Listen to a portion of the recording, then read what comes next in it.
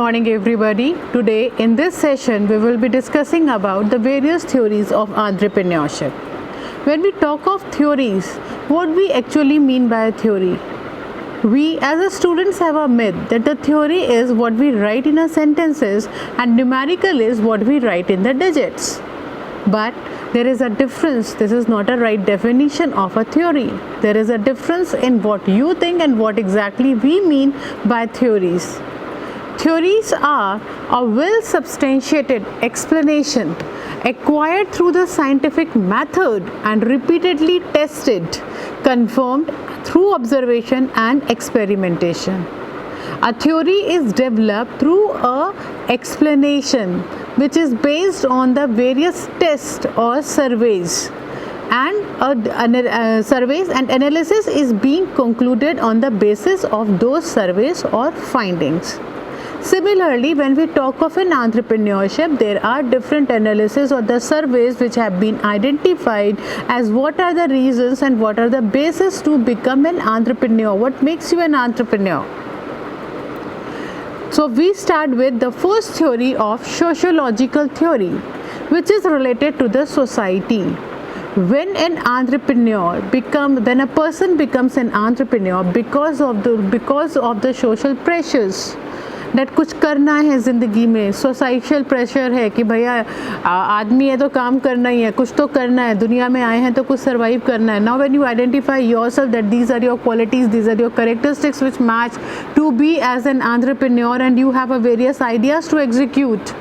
Under the social pressure, if you come up with an entrepreneurship, this is called as a social entrepreneurship.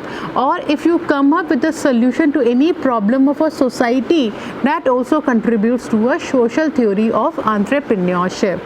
So moving on to in-depth into the definition of social entrepreneurship, we can say an entrepreneurship can be defined as a social entrepreneur which is being focused on or is likely to get a boost to a particular social culture, tradition, beliefs or the taboos.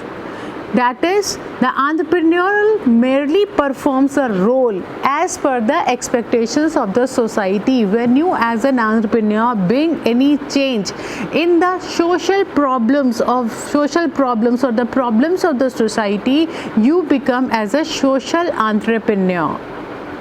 As per Jean-Baptiste says, an aristocratic industrialist, he says entrepreneur is a one who combines land from one, capital from other, resources from other, and he give a finished product as one product. By selling the product, he pays interest to the money, rent to the land, and wages to the laborers. And what remains to him is profit and his name. First time distinction between the capitalist as the financier and the entrepreneur is an organizer. The next theory of an entrepreneurship is the theory of economic. When due to economic problems or reasons you become an entrepreneur or you give solutions to an economy for its development or to raise its GDP or to add on to improve its national income, you become an entrepreneur through economic theory. So when we talk of economic theory, entrepreneurship and economic growth take place when economic conditions are favorable, जहाँ दोनों चीज़ें match कर जाती हैं, आपके ideas और economic problems. Economic incentives are the main motivators, means when you are giving solution to a problem of an economy, the return which you get is a big motivation to you, and it becomes a motivator. It becomes a main motivator, and that is what is an incentive.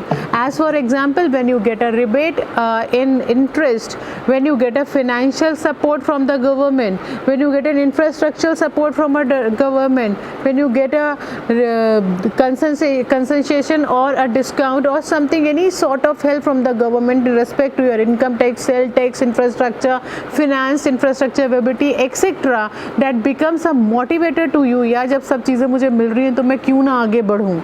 right? The next, what is these investment and marketing opportunities make you access the marketing conditions and the prevailing technology in that particular economy.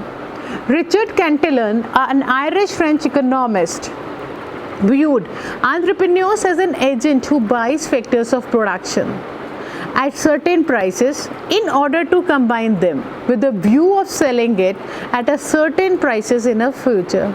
Under economic theory, what do the entrepreneur do is that Richard Cantillon has identified that the entrepreneur purchased the raw materials at a particular price and he modified these factors of production into a finished good and offered that finished good at uncertain prices into the future, which results in the development of an economy or for the contribution of the national income of the economy.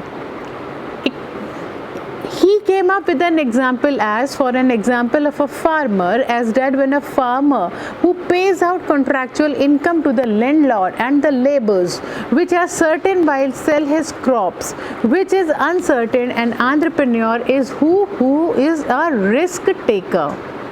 Every theory had a critical evaluation. As anything whatsoever it is, they do have positive or negative. Every theory also have a plus point, as it is being, every theory becomes a theory when it is widely accepted and is of use to any concept, but it is also not left behind with the criticism. So the criticism of the economic theory is which is being identified by William J. Baumol, is that the economic theory has failed to provide a satisfactory analysis of either the role of entrepreneurship or its supply. Traditional model treat the entrepreneurial function like a managerial function. It is because we have also identified that an entrepreneur and a businessman, there is a simple difference between the innovation, what innovation he brings to an economy. And beside the innovation, he also performs all the activities as similar to that of a normal businessman.